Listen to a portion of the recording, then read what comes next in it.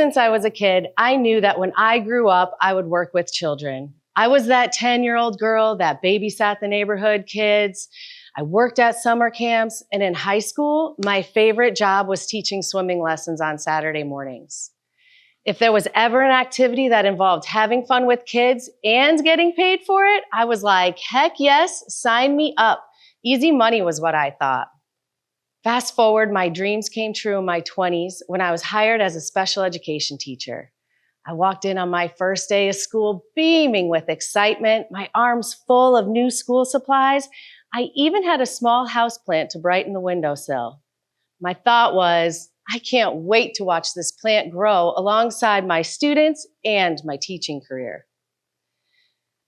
Unfortunately, by year 8, the crayons were all broken, my excitement had faded, and that small houseplant on the windowsill, there wasn't enough water in the world to keep that thing alive. Feeling burnt out, overworked, and underpaid, I dreaded going to school each day. It felt like the focus on academics and test taking overshadowed what I knew kids really needed.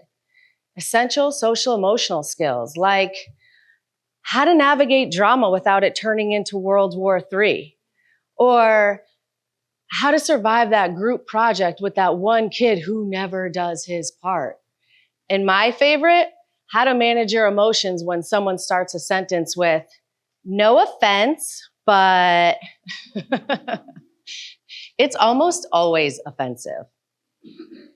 I knew kids needed connection, understanding, and social skills that would help them thrive in life, not just pass an exam.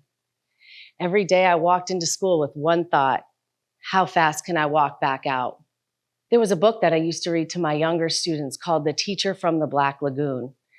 And in this book, this little boy is thinking about his new teacher, Mrs. Green, and he falls asleep only to have a nightmare that Mrs. Green is this alligator-like monster with a long tail and smoke coming out of her nostrils.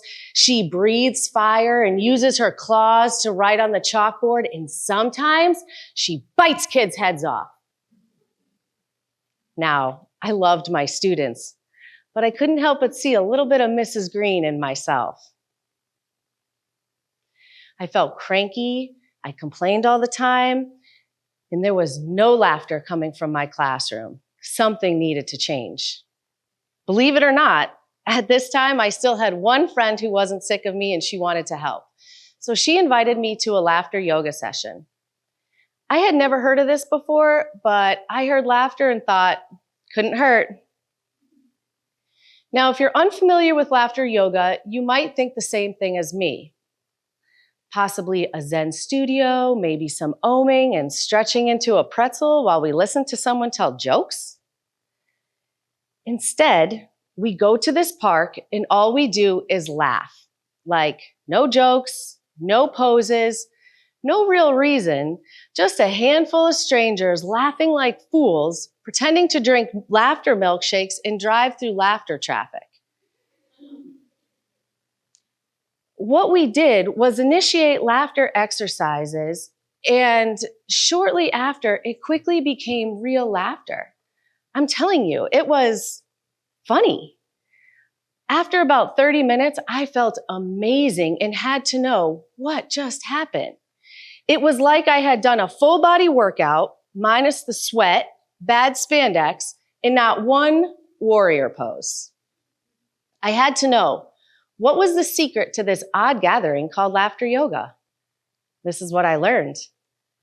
Dr. Kataria, a medical doctor in Mumbai, India, in the 1990s, was suffering from stress and depression. And while researching ways to increase his health and wellness, he came across a study done by Dr. Lee S. Burke. And his study said that laughter can actually reduce stress, strengthen our immune system, and it releases these feel-good hormones and neurotransmitters that can boost our mood, ease stress, and help people connect with others. Using this information, Dr. Kataria was inspired to start a laughter club, which he did by inviting a few friends to the park to share some jokes and to see if laughter was in fact a good medicine.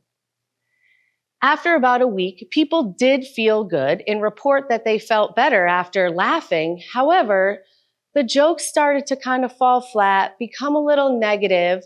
So this led Dr. Kataria back to his research to see if he could find other ways to spark laughter without jokes.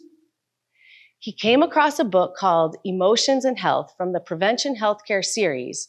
And this said that laughter can actually reduce tension, decrease social anxiety, and create positive social connections.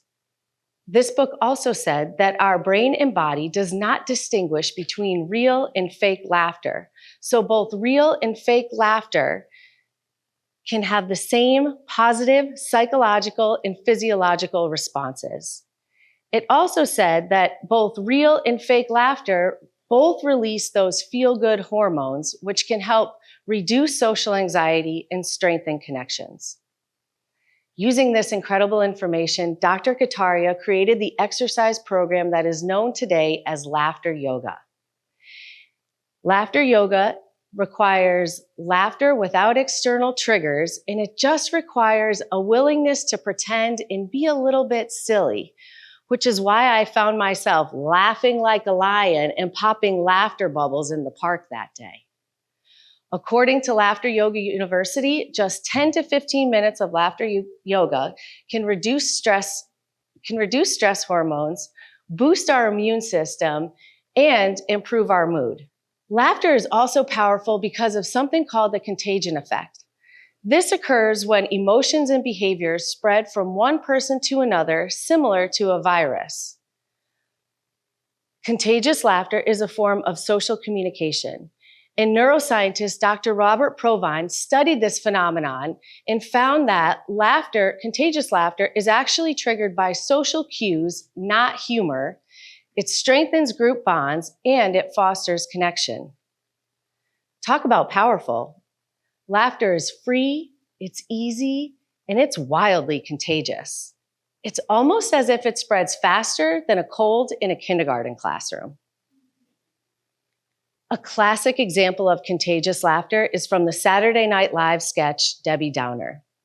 In this sketch, Rachel Dratch plays a pessimistic character, Debbie Downer, who constantly brings up negative thoughts and bad news in the middle of fun and lighthearted conversations. Wow, guys, Disney World really is fun, and it makes me feel like a kid again. I mean, before my 2-year stint at Children's.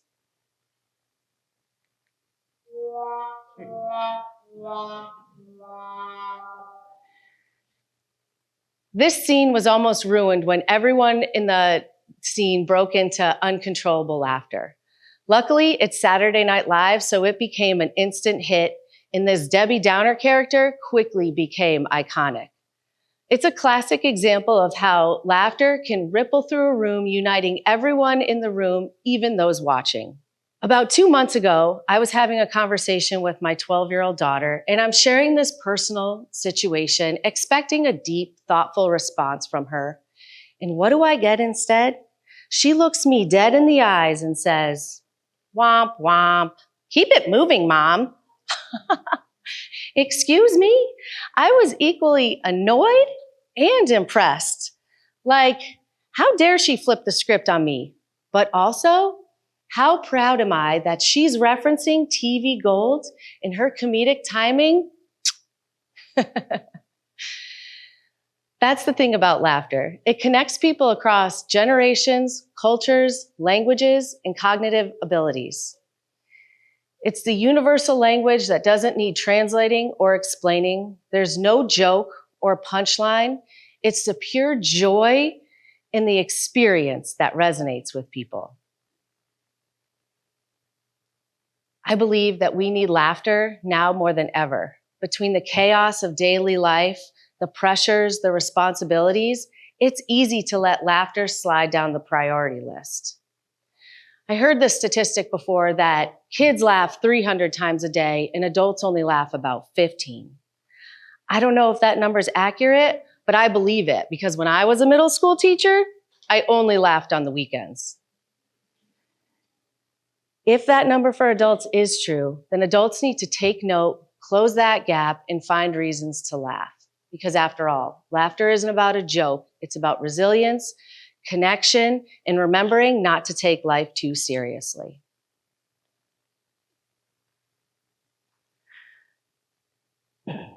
I'm sharing all of this with you today to remind you and encourage you to laugh every day for the health of it. Fake it if you have to. Tonight, tomorrow, and the day after that, choose laughter. Laugh with your kids, your coworkers, your students, and that person behind you in the checkout line, because people won't remember what you said, but they'll remember how you made them feel. So let's leave people feeling better than we found them by sharing a laugh together. Thank you, everyone. Thank you. Thank you. Thank you.